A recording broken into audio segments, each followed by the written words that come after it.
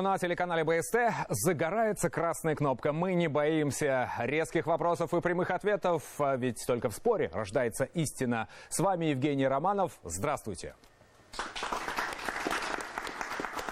Итак, спорт высших достижений и принципиальных побед завораживает и притягивает. И государственная политика зачастую ориентирована на поддержку именно такого спорта. Это престиж, это награды, это, конечно же, стимул. Но также не менее важно и важной задачей остается развитие массового спорта, чтобы каждый человек, каждый желающий мог выбрать свой любимый вид спорта, заниматься им и сохранить свое здоровье.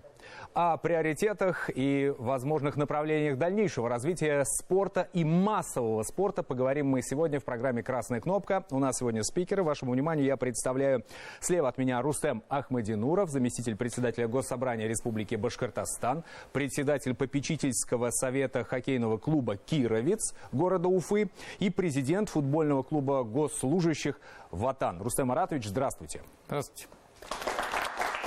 Справа от меня Альберт Газизов, депутат Государственного собрания Республики Башкортостан, председатель Федерации легкой атлетики Республики Башкортостан и мастер спорта международного класса по легкой атлетике. Здравствуйте, Альберт Ильгизович.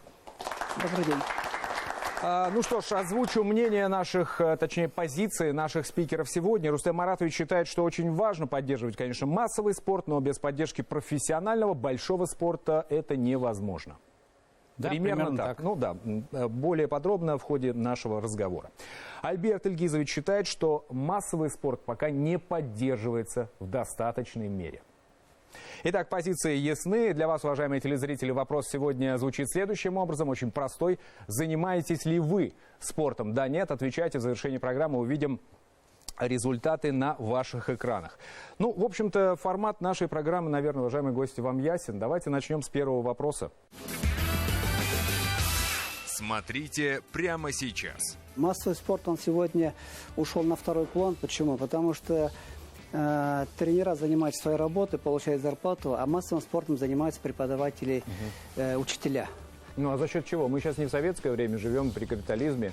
Нам же за все надо платить. Мы стараемся привлекать каких-то звезд, таких как Эльбрус Нигматуллин, Монсон, те, которые Венер Ганиев, которые будут популяризировать вид спорта. Если возможно, побольше уличных площадок, побольше стадионов. У нас стадионов в Уфе два всего. Это Гастелло и Нефтяник. Первый вопрос. У каждого будет по 3 минуты на ответ. Итак, остается актуальная ситуация с кадрами. Если в профессиональном спорте здесь понятно, престиж, амбиции, бизнес и успех как-никак, то в массовом спорте тренеры зачастую жалуются на слабую материальную поддержку. Так ли это сейчас в массовом спорте? Какова ситуация? Возможно ли ее исправить? Кто начнет? Я думаю, коммунисты. Они обижаются, что впереди все время единороссы. Хорошо. Хорошо. Альберт Ильгизович. Да, добрый день. Добрый вечер. Мы немножко потеряли суть занятия спортом и массовым спортом. Массовый спорт, он сегодня ушел на второй план. Почему? Потому что тренера занимаются своей работой, получают зарплату, а массовым спортом занимаются преподаватели, учителя. Весь массовый спорт это школа, это студенты. А мы можем вначале, извините, отступление небольшое, определить, что такое массовый спорт, о чем мы вообще сейчас говорим? Массовый спорт – это доступный спорт для всех. Это школьники, студенты, рабочие. Раньше, значит, наш массовый спорт был основан... Это что такое? Это открытые секции для всех, бесплатные, или что это? Или Даже, это площадки во дворе? Любые площадки, любые, вот зимой залили каток. Массовый спорт, пожалуйста, все люди катаются, выходят просто в удовольствие. Получают удовольствие, получают, как бы, ну, шаром получают удовольствие и... Понятно. Как бы, спорт. Шаговая доступность. Да. Извините, минута прошла. Рустем Маратович. Ну, действительно, для развития массового спорта прежде всего важны тренеры. Сегодня у нас в республике 2600 тренеров примерно. И 97 тысяч с половиной занимающихся детей в 56 спортивных секциях, принадлежащих Минобразованию, и 73 спортивных секциях Министерства спорта. Конечно, для того, чтобы мы растили будущих чемпионов, нам нужны тренеры, причем нужны по всей республике, не только в Уфе. Поэтому в республике запущена по аналогии с программой «Сельский тренер», по аналогии с врачами, с учителями. Оно позволяет все-таки стимулировать переезд квалифицированных кадров на село. Ну и мы стараемся привлекать каких-то звезд, таких как Эльбрус Нигматуллин, Монсон, те, которые Венер Ганиев, которые будут популяризировать вид спорта. Вторая минута. Я думаю, все в детском спорте, именно массовом спорте, нужно нам тренера, нужны учителя, преподаватели. Они каждый день находятся с учениками, преподаватели физической культуры в университетах, значит, со студентами. Это и есть массовый спорт. Если дать дополнительную заработную плату, дополнительно открывать кружки при школах, при университетах, мы поднимем массовый спорт. Ну а за счет чего? Мы сейчас не в советское время живем, при капитализме. Нам же за все надо платить. Где-то деньги изыскивать. У государства, скорее всего, бюджет ограничен на эти средства. Преподаватели, учителя не только работают за деньги, работают тоже за идею. Есть такое понятно, дело. Да. Ну, это, знаете, как исключение, подтверждающее правило. Они есть, но это единичные. Я на своем примере скажу. Я на сегодняшний день работаю тренером-преподавателем БГПУ. Пожалуйста. На общественных не за деньги, началах. на общественных началах. А сколько таких, как вы, в БГПУ? Я думаю, по России, по республике очень много. Вторая минута. Нам действительно нужно развивать массовый спорт, но без кумиров, без тех людей, на которых мы можем гордиться, за которыми наши дети будут идти. Я сам в детстве болел за Федора Черенкова, это футболист, и за хоккеиста Сергея Макарова, и за дзюдоиста Солодухина. Те звезды и те три вида спорта, которыми я занимался. Поэтому вот я могу сказать одну цифру. В 2010 году, когда задумали возобновить команду, футбольный клуб, создать футбольный клуб сильный в Уфе, футбольный клуб Уфа, у нас занималось футболом 30 тысяч человек. Думаете, сколько сегодня занимается на регулярной основе футболом? 300 тысяч? В 2,5 раза больше, 65 тысяч примерно. Но не намного ошибся. Но это намного больше, и это тех людей, которых мы отняли с улицы, и которые занимаются реально спортом. Спасибо. Последняя минута.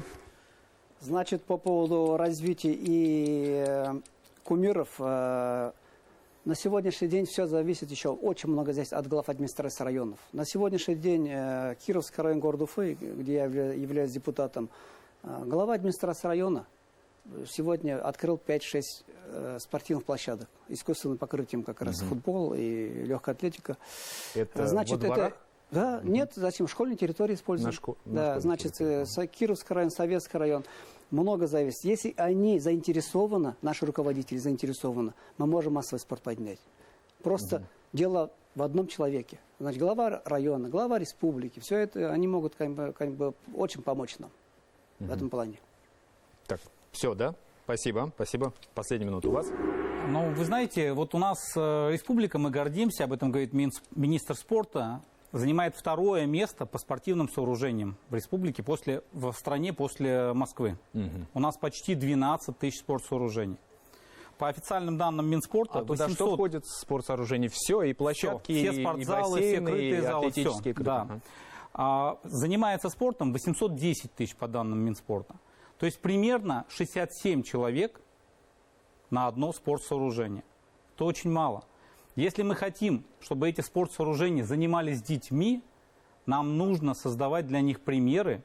Нам нужно не просто говорить «иди займись спортом», а нужно создать стимулы внутри детей, чтобы они действительно пошли и занимались. И были как там, Валуев, как там, Фетисов, как какие-то кумиры, которыми мы гордимся. Александр Каверин тот же. Спасибо, спасибо большое. Сначала же нужно себя делать пример, то есть самому заниматься спортом, а уже как раз-таки дети же на нас смотрят. И уже как раз будут смотреть, и также на своем примере можем донести любовь к спорту, всю эту суть. А вообще вот в школах сейчас много всяких вот этих дополнительных секций?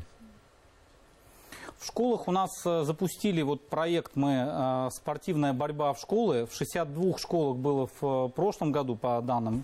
Мы хотим довести в ближайшие 2 года до 200 школ.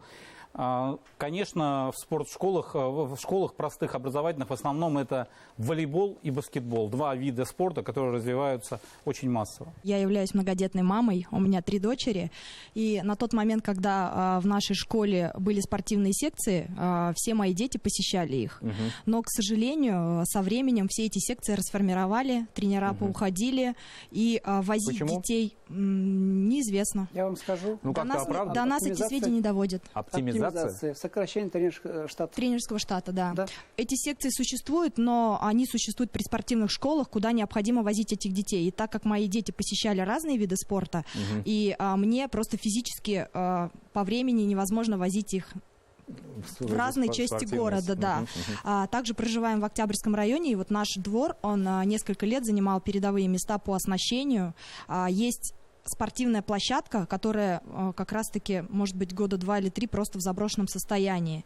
Она огромная, территория огромная, не делается летом ни футбольное поле, зимой не заливается каток, хотя возможность имеется. Площадка огорожена, благоустроена, но ничего, к сожалению, администрации города не делается. Это какая площадка, какой адрес? Я вам скажу, Гагарина, 36/1. В Октябрьском районе за последний год, за последние 2 года 3 глава администрации поменялись. 3 поменяли. Вот. Все зависит от главы администрации района. Большой потенциал в развитии массового спорта кроется именно в школьном и студенческом спорте. И республика действительно занимает передовые позиции. Так, последние 22 года проводится спартакиада школьников. Это соревнования по 12 видам спорта, самые массовые виды, проходят с сентября по май месяц. И все муниципалитеты получают рейтинговые очки, и по итогам выявляется лучший муниципалитет, который получает там экипировку, инвентарь в подарок. Дальше школьники могут продолжить заниматься спортом в вузах. Существует универсиада высших учебных заведений, 31 вид спорта. Таким образом, школьный и студенческий спорт у нас развивается достаточно системно. Если возможно, побольше уличных площадок, побольше стадионов. У нас стадионов в Уфе 2 всего. Это Гастелло и Нефтяник. Был еще Труд, но там Уфа-арена. Был стадион Салавата Юлаева. Его закрыли почему-то по определенным причинам. И так он находится брошенный где-то уже более 5 лет. Мы ходим в хоккейный клуб Салават Юлаева и с дочкой ходим на прыжки с трамплина. Вот об обоих видах спорта я узнала совершенно случайно. Я считаю, что не хватает информации. Может быть, в телевизоре, может быть, еще где-то, чтобы люди знали, что... Нет информации? Но о трамплине. Хоккейный клуб я просто услышала, что можно ходить. Что есть такой Салават Юлаев. Да, я даже не знала, что с 5 лет набирают детей, то есть успела попасть, да. Вот я считаю, что нет информации никакой. Город каждый год делает День открытых дверей. Это сентябрь месяц, значит, приглашает всех мам, пап с детьми. Как это событие называется? День открытых дверей, да, для спорта. Да, мы делаем, кстати, по всей республике. Называется это «Приведи ребенка в спорт» у нас. Мы делаем с 1 по первую декаду сентября. Вот в этом году мы приглашаем известных спортсменов, там, Чудов лыжные гонки там, рекламируют, там, пловцы, кто-то плавание, там, Савченко у нас Оксана. Мы будем это проводить, узнавайте, с 1 по 10 сентября во всех муниципалитетах будут рассказываться и бесплатные, и платные секции. Далее в программе. В общем, доступность, конечно, маловато для занятий спортом у нас в республике. Ну, сейчас, если посмотреть на площадки, допустим, которые стоят во дворах, там, где построили, там не особо людно, кстати. Прежде всего, к этим видам спорта, где занимается большое количество людей, надо создавать большее количество площадок. Это все-таки не ваша легкая атлетика, где можно выйти и побежать. В Инорсе. Плавательный центр. А вдруг ни с того ни с сего наведалась прокуратура, надзорное ведомство, счетная палата и директор в шоке. О каком массовом спорте может идти речь, если сама секция подразумевает, что она бесплатная, только условно бесплатная? Перейдем тогда ко второму вопросу, да? Будем обсуждать инфраструктуру. Вот недавно скандал разгорелся в бассейне в Инорсе. Плавательный центр, а вдруг ни с того ни с сего наведалась прокуратура, надзорное ведомство, счетная палата и директор в шоке, что происходит, закрывает. А в Инорсе это единственный бассейн. И очень много людей ходит туда, как с моторостроительного предприятия, так и детей. Вот как вы думаете, доступность спорта, массового спорта, насколько она вообще сейчас развита в нашей республике? Кто начнет? Ну, если я уже начал, так буду продолжать. Мы очень много потеряли массовость. Почему? Была пандемия, потом был запрет доступ посторонних лиц в спортивный зал для школ. У нас очень много, на самом деле, площадок. На все площадки на сегодняшний день запрет. Значит, многие преподаватели, учителя, они у себя, оставаясь после уроков, также тренировали детей прямо в спортзале. На сегодняшний день спортзал закрыт. Запрет на спортзал. Потому что есть единый вход в школу, и через этот единый вход уже любой посторонний человек уже не может пройти. Если бы мы проходили, да, была бы доступность, я думаю, намного больше было бы заняты наши дети на сегодняшний день. Ну нет, если убрать пандемию все-таки, давайте, насколько развито у нас массовый спорт в плане доступности для людей. Понятно, что с пандемией все перестали ходить, но сейчас вроде бы спадает на нет. Ну, Рустам Маратович. Ну, здесь я соглашусь с коллегой, да, номинально у нас почти 12 тысяч спортивных сооружений. Мы занимаем второе место после Москвы. Реально 1300 школ это объекты, в которые прийти и позаниматься там, волейболом или баскетболом не всегда возможно.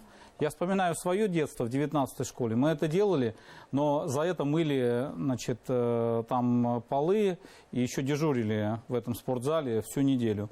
Но мы тогда проникали в эту школу. Мы в Красногорске делали эксперимент, я тогда возглавлял в том числе спортклуб «Зоркий» в этом городе. Мы делали эксперимент и открывали, значит, залы, значит, во многих школах для детей ближайших домов. Сейчас мы это же пытаемся сделать и в республике, и в Уфе. Не везде это получается, потому что есть проблемы безопасности, есть нормотворчество, которое со стороны Минобразования, но мы будем к этому стремиться. Спасибо. 2 минуты. Значит, опять-таки, все из личного примера. У нас базируется, 21-я спортивная школа базируется на территории школы. Значит, мы занимаем часть школьных помещений, и там проходят уроки, и базируется 21-я спортивная школа, где дети тренируются. Мы каким образом подошли? Тренера подошли, мы попросили школу отделить от центрального входа, и мы сделали отдельный вход. Есть у нас спортзал, есть у нас тренажерный зал, есть раздевалки, есть душевые. Мы все это сами своими руками сделали. Лично я там потратил, 500-600 тысяч денег потратил на ремонт этого спортивного зала. Ну да, во многом зависит развитие массового спорта не только от государственных дотаций, но и привлечения инвесторов. Конечно, конечно. Ну, благо вы есть. Да, на сегодняшний день мы территорию школы используем для подготовки спортсменов и тех же школьников, тех же спортсменов высшего спортивного мастерства в этой школе. Спасибо. 2 минута. Ну, надо еще, чтобы спортсооружения зависели от видов спорта. Ну вот, допустим, у нас в республике лидирует по занятиям спорта волейбол. У нас занимается 74 тысячи человек. По второе место занимает футбол, 63 тысячи. Я уже говорил, что удвоилось 2,5 раза за последние 10 лет, когда футбольный клуб появился. Баскетбол почти 60 тысяч. Да? Вот 3 основных лидера. Значит, вот для этих видов... Неужели не хоккей? Хоккей вообще, вы удивитесь, 22 600. И ледовых арен у нас только сейчас стало достаточно более-менее 14, а вообще недавно было их там 5. И поэтому для хоккея только условия создаются. Так вот, если говорить о развитии доступности спорта, то прежде всего к этим видам спорта, где занимается большое количество людей, надо создавать большее количество площадок. Это все-таки не ваша легкая атлетика, где можно выйти и побежать. Хотя и там нужны условия. 3 минута у вас. Да, условия нужны, конечно. На сегодняшний день у нас был бы тот же манеж, миллионный город, республика, более 4 миллионов человек живет, да, но у нас нет своего крытого манежа. В других городах, где есть манеж, закрытые спортивные сооружения, конечно же, дети приходят и занимаются. Родители очень довольны. А Нефтекамск? Нефтекамск мы только вот в этом году открыли манеж. Да. Это у нас считается под трибунное помещение, переделанный под манеж. Но все-таки бегать там можно. Этим как раз спортсооружением я начал заниматься в 2012 году, когда первый раз приехал, и после реконструкции она как раз и превратился в этот манеж. Но в общем, доступность, конечно, маловато для занятий спортом у нас в республике. Ну, сейчас, если посмотреть на площадки, допустим, которые стоят во дворах, там, где построили, там не особо людно, кстати. Кстати, вот по поводу площадок, мы из личного опыта скажу, что мы свои депутатские деньги вкладываем в строительство этих площадок. 3 площадки, каждый год по одной площадке. Спасибо. Последняя минута, Рустам Маратович. Но меня радует то, что в республике, в приходном в том числе, вот, наверное, новой команды Ради Фаича начала развиваться инфраструктура такими хорошими темпами. Но только вот в период пандемии в 2020 году мы открыли 11 новых объектов. Я могу вот перечислить, что это стадион «Тарос», вот как раз о котором мы говорили, в Нефтекамске, в Белорецке «Металлург», в Мелеузе стадион «Спартак», в Кумертау «Шахтер». Открыто 5 бассейнов в Федоровском, Ермолаевском, Акьяре, Хайбулевском, Раевке, Шаране. То есть инфраструктура за вот людьми, которые хотят заниматься, она все-таки движется. Поставлена задача, чтобы вот эти вот действительно спортивные секции по борьбе везде появились. Появились в каждом районе до 2024-2025 года бассейны. Я думаю, что если мы будем создавать условия, то и дети пойдут в спорт. Значит, у нас в республике 12 700 спортивных сооружений. На любой вкус, как говорится, можно заниматься хоть чем. В рамках федерального проекта «Спорт. Норма жизни» за последние 2 года у нас в республике в 37 муниципальных районах и городских округах установлены были площадки ГТО, так называемые, где можно свободно заниматься. Ну, это, конечно, только в райцентрах. Ну, хотелось бы, чтобы в каждом населенном пункте они были. Я вот тоже о развитии массового спорта, например, хочу тоже сказать, что вот, например, где я живу, в Демском районе, Серебряный ручей, буквально 4-5 лет назад построили беговую дорожку на озеро, в карьер называется, озеро Глубокое, карьер, 1,5 километра. Там нечем было заниматься в нашем районе.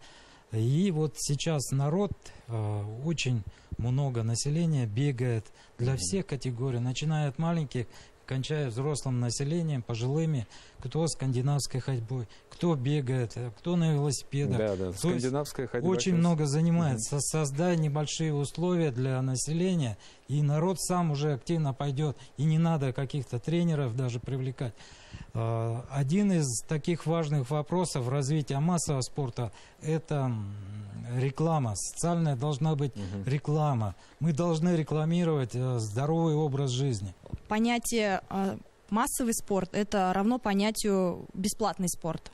К сожалению, в секциях у нас, даже если секция сама предполагает, что ребенок посещает ее совершенно бесплатно, оснащение для того, чтобы ребенок ее посещал, к сожалению, очень большие имеет затраты. Купить форму, купить какое-то снаряжение – это очень дорого, затратная статья для семьи. А если в семье несколько детей, то это баснословные деньги. Вот как раз к вопросу о хоккее, почему не развивается. Да. И у меня супруг занимается в ночной лиге хоккейной, и я знаю, какие это затраты для взрослого человека. Я тоже знаю. А для детей это большая такая статья расходов. Так вот, и помимо этого еще существуют выездные соревнования, которые также этими спортивными бесплатными секциями никак не спонсируются. То есть это все тоже ложится на плечи родителей, все выезды.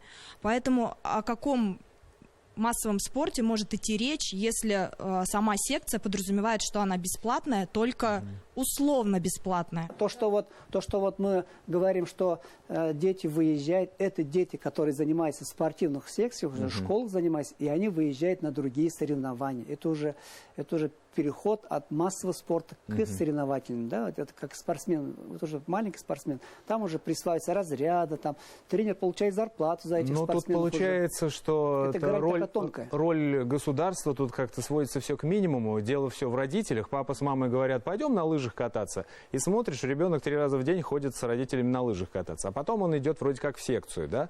Ну, о какой тогда поддержке надо говорить? Тут все родители решают. Здесь денег никаких не надо выделять. Раз они сами занимаются. Купил грушу, вот ты боксер. Это уже ребенку тоже 6-7 лет, да, он уже выезжает на соревнования. Это не массовый спорт уже, все. Массовый спорт. Лыжня России, вот, кросс нации, там, да, вот, массовое катание.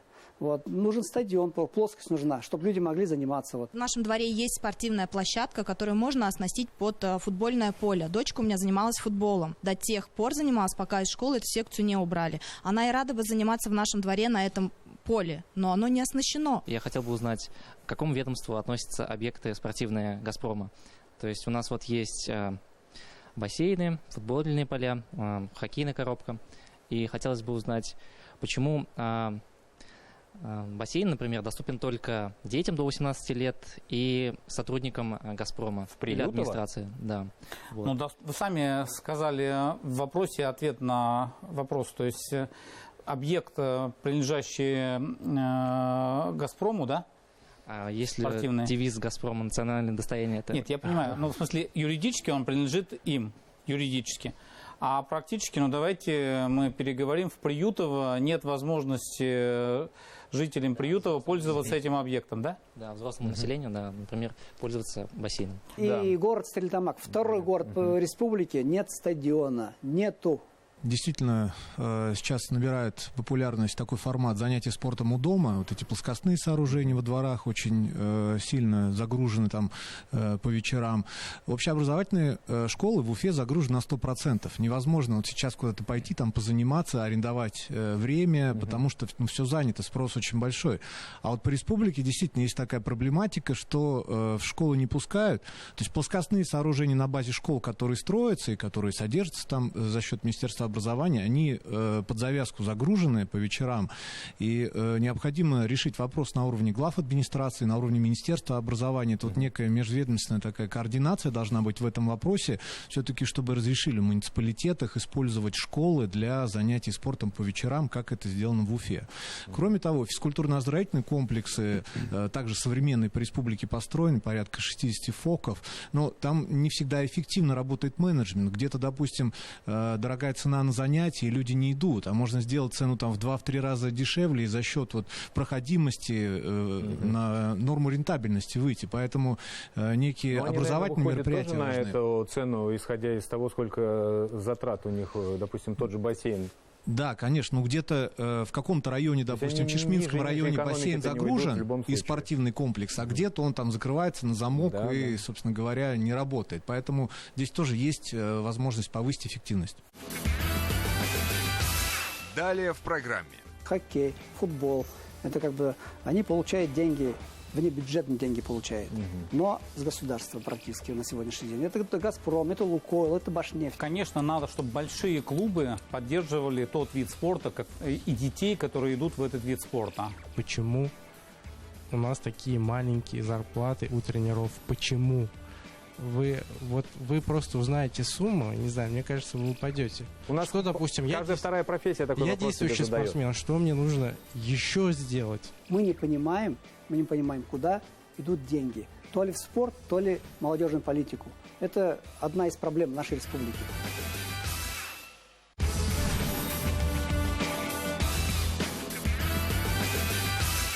Итак, финансы. Ну, всегда сложный вопрос, да, особенно в наше время непростое.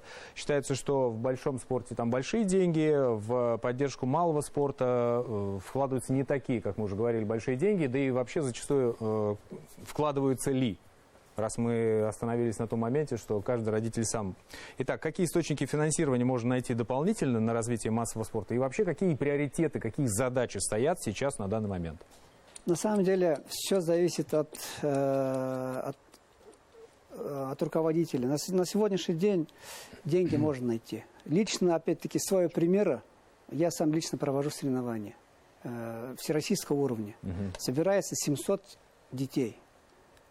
И затраты небольшие. Зал бесплатно дают, манеж, да? В Татарии на сегодняшний день вот крайнее соревнование перевел Нефтекамск, потому что там открыли уже манеж. И там провел первый раз. А так до этого я провел в Татарии. Выездные соревнования всероссийского уровня. Приезжают не только наши с республики, но и из других регионов приезжают. Вот. И затраты не такие большие. Поэтому нужно находить спортивным клубам, да, тренерам, нужно находить спонсоров. Тогда можно будет проводить Ну а чем можно заинтересовать, допустим, извините, денежные мешки, да, каким-то клубом, там, где детишки тренируются? Дети тренируются, есть родители. А родители где-то работают. Ну, продолжите. Ну, я считаю, что массовый спорт должно финансировать государство и муниципалитеты. Если говорить о большом спорте, то это спонсоры, прежде всего спонсоры. Когда мы видим миллионные доходы наших хоккеистов, которые сопоставимы, там, я не знаю, с всей спортивной школы там, нескольких районов, конечно... За 10 лет. Да, нам, конечно, это не понять. И поэтому здесь нужно работать со спонсорами. Ну и третий источник – это все-таки родители. Другое дело, что родители с многодетных семей, как вы, вот дети группы риска социального, которых мы вообще бесплатно, там, ну, есть семьи из слабо защищенных семей, они должны заниматься бесплатно. Мы вот сейчас запустили проект «Дети группы риска», и 500 детей мы планируем уже в ближайшие 2 месяца обеспечить занятием спорта по 10 видам спорта уже вышли к нам. Спасибо. 2 минуты. Ну, вообще спорт, он делится Дети улицы. Спорт делится на несколько частей. Это клубный вид спорта, это, скажем, на сегодняшний день хоккей, футбол. Это как бы они получают деньги, внебюджетные деньги получают, но с государства практически на сегодняшний день. Это «Газпром», это «Лукойл», это «Башнефть», это как бы, да, получают деньги хоккеисты, футболисты, там, баскетбол, часть, как бы она у нас в республике не так, волейбол, вот такие виды спорта. А есть олимпийские виды, опорные виды спорта называется. Это у нас сегодня их 31. Вот они как бы финансируются от Министерства спорта России. Это через республиканский бюджет. Вот. И там уже есть третий вид уже направления. Это уже спортивная школа, где город выделяет деньги, где район выделяет деньги на поездку, на соревнования, на проживание, на сборы. Как бы где-то больше денег выделяется, где-то меньше денег выделяется, конечно. Но самый приоритет, конечно, у нас сегодня клубные виды спорта. Спасибо. Я вот назову 3 цифры. Сколько у нас занимается в республике спортом? 1 700 000, по данным Минспорта, это 48% с среднего возраста людей, да, занимаются спортом. 1 700 000. 810 000, мы уже говорили, занимается систематически. Систематически, регулярно, это значит 2 раза в неделю, как мы, кстати, я в футбол играю, по 2 часа в тренировка. В секциях, да, не гимнастикой дома? Да. И 97 000, это занимаются, вот как вы сказали, там специализированный спорт в секциях, там дети наши. Вот наша задача, чтобы вот этот массовый спорт, который 1 700 000 был охвачен инфраструктурой, а вот эти вот, которые стремятся к достижениям в спортивных школах, финансировались все-таки государством, Минспортом. И мы будем находить для этого возможности. Спасибо. 3 минута. Есть что добавить? Да, есть, конечно. Хотелось бы, деньги шли целенаправленно на спорт. Именно если у нас деньги выделяются, то, во-первых, у нас Министерство спорта и молодежной политики. Мы не понимаем, куда идут деньги. То ли в спорт, то ли в молодежную политику. Это одна из проблем нашей республики. И второе. Деньги, которые выделяются детским спортивным школам, только хватает на оплату коммунальных услуг и на зарплату. А на поездку, на соревнования, на проживание, на инвентарь на сегодняшний день. Кстати, очень хорошо нам очень сильно начали помогать с инвентарем. Грех жаловаться. Вот. Именно поездки на сегодняшний день большая проблема детей вывозить на соревнования. Ну и говоря об источниках, конечно, надо, чтобы большие клубы поддерживали тот вид спорта и детей, которые идут в этот вид спорта. Есть пример футбольного клуба Уфа, где они сказали, что часть прибыли до 10% будут направлять на поддержку детских академий своего имени ФК Уфы. То же самое должен сделать Салават Юлаев, футбольный клуб «Урал». У них замечательные бюджеты. Вот сидит Сергей Медведев, он это делает в баскетболе. Клуб «Уфимец» финансирует детские соревнования и детские школы школьников, которые занимаются кэс-баскетом. То же самое Кировец, нарождающийся хоккей с мячом, небольшой бюджет, но они помогают и будут помогать своим филиалам, которые будут в Уфе, в Белорецке. Так и нужно делать. То есть клубы большие не самоцель. Важно, чтобы они вели за собой детей. Ну что ж, спасибо. Многим кажется, что у нас спортом занимаются в республике все платно. Вот по нашей федерации наши тренера-преподаватели в таких районах, как Илишевский район, Крымскалах, Краснокамский район, Шаранский район, Зиячурский район, еще в нескольких районах, Авдеевский район, например, занимаются дети бесплатно. И есть хорошие результаты.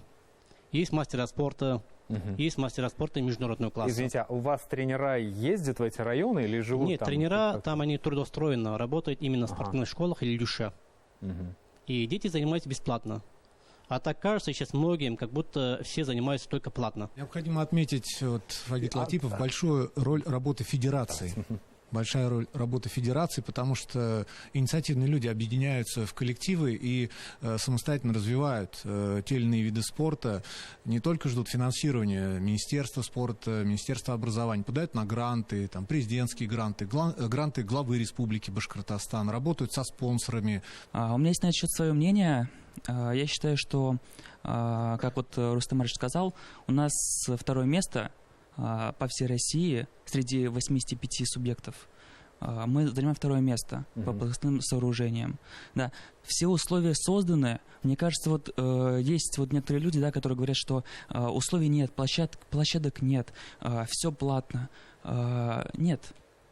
Массовый спорт – это доступность, да? Это бесплатно. Те, кто говорят, что у нас нет условий, это всего лишь оправдание. Оправдание, не более того. Роль личности в спорте. Вот Семен Иллистратов сидит. У нас бы никогда без успехов в шорт-треке никогда бы не было того сооружения, которое построили.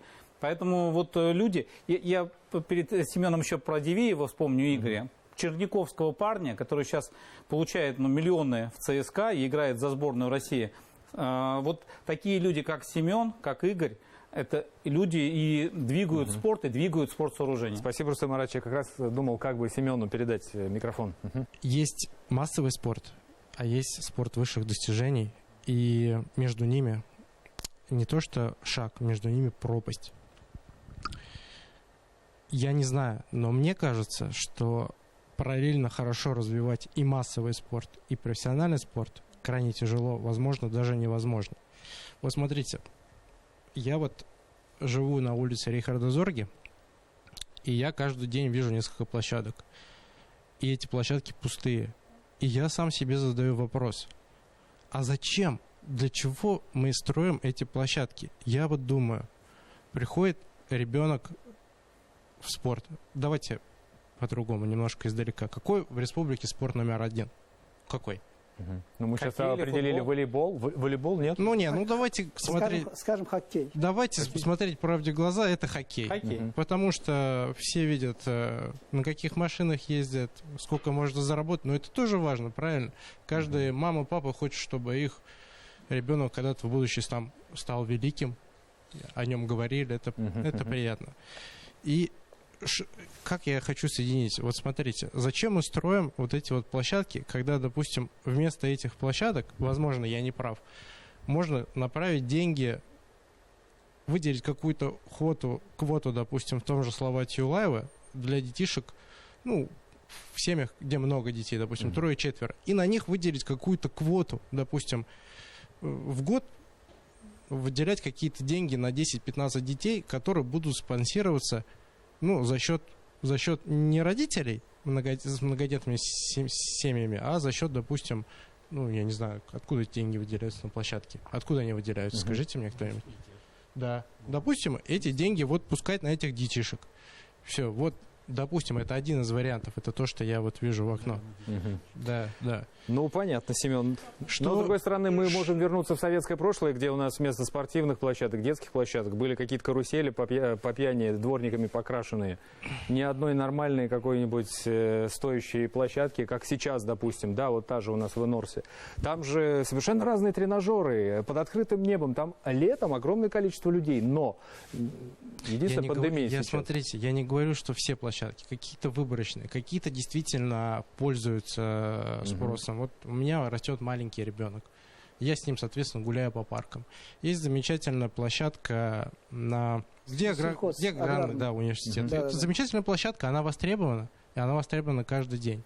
Вот, я вот про это говорю. Что касается профессионального спорта, допустим, для меня большая загадка. Я как профессиональный спортсмен, у меня хорошие результаты, я выиграю чемпионаты Европы, чемпионаты мира.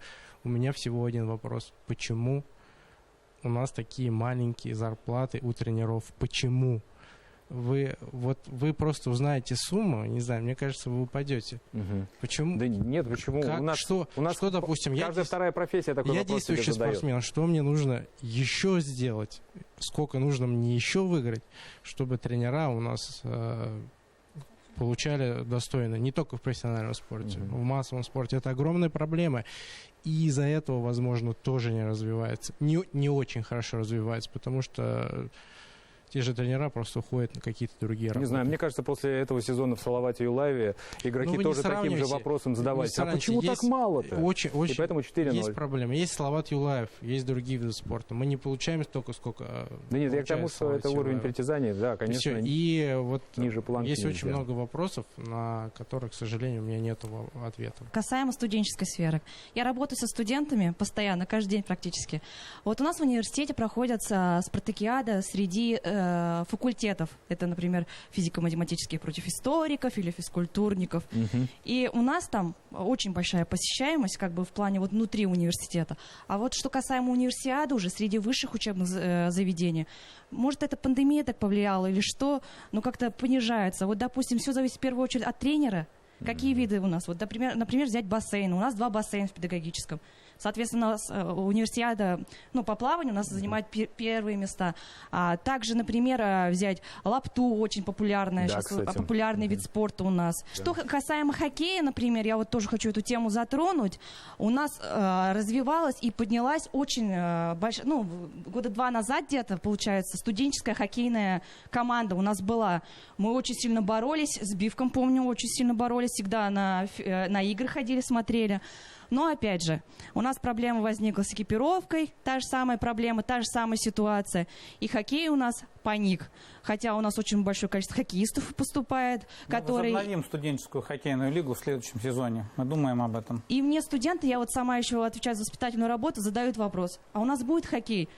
Скажите, вся жизнь борьба, тоже хороший вид спорта. Да, теперь борьбу еще развиваем. Вот, молодцы, просто молодцы. На сегодняшний день у нас в спортивных школах в большинстве работают тренера. Но президент страны дал указание, чтобы они стали еще тренерами-преподавателями. В ближайшее время, наверное, так и произойдет. Это значит, что быть тренером будет как бы еще престижнее и будет идти педагогический стаж. Если будет тренера, если преподаватели, значит, и будет массовый спорт, и будет большой спорт. Еще хотелось бы, чтобы не было этой оптимизации, чтобы побольше зарплаты была тренерского состава. Тогда тренера будут работать. У нас есть хорошие тренера, у нас есть очень хорошие лидеры. Поэтому я хочу всем здоровья, удачи, счастья, самое главное. Спасибо. Вы знаете, в 2010 году у нас было 2206 преступлений среди несовершеннолетних подростков. Вот в прошлом году 982. 60% понизилось. И это показатель, я считаю, объективный, потому что МВД здесь работает, фиксирует все. Понятно, что это не все. Но на 60% понизилось. Я думаю, что это большая доля тех людей, которые занимаются, вот тех 2600 тренеров и те 89 руководителей федерации, которые занимаются нашими детьми. Ну что ж, уважаемые телезрители, сегодня мы обсуждали тему развития спорта и в том числе массового спорта в Республике Башкортостан. Итоги голосования сейчас на ваших экранах. На этом темы актуальные для нас не исчерпаны. Увидимся на следующей неделе. Это программа «Красная кнопка». Всего доброго.